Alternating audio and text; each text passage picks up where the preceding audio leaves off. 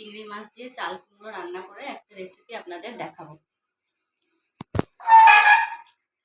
প্রথমে কড়াইতে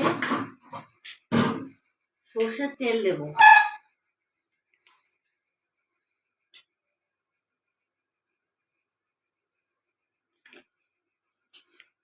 তেলটা গরম হলে শুকনো লঙ্কা, দুটো শুকনো লঙ্কা ফোড়নে তেল দেব। গরম হয়ে গেছে হালকা। হ্যাঁ, বেশ। দুটো শুকনো লঙ্কা দেব ফোড়নের জন্য। গোটা জিরে দেব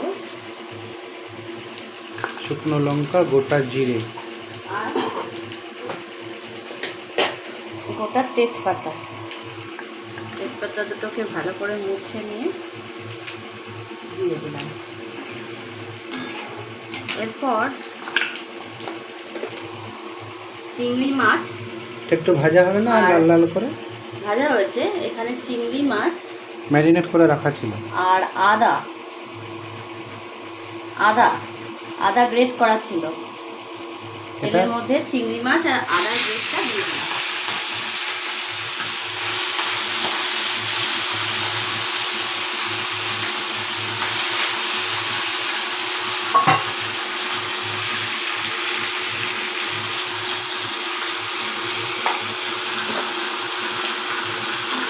এরপর ভালো করে চিংড়ি মাছ আর আদাটাকে ভেজে নিলাম।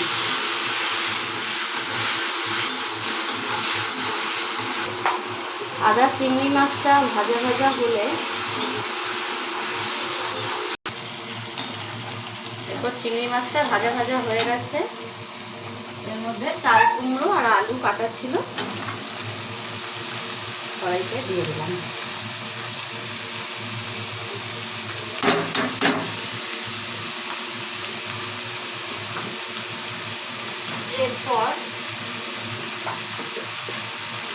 এরপর পরিমাণ মতো নুন দিলাম,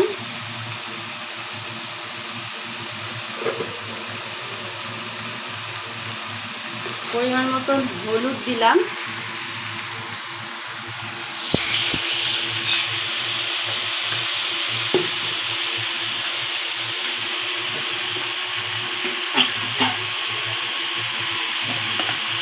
পরিমাণ মতো চিনি দিলাম, দিয়ে নাড়াচাড়া করলাম।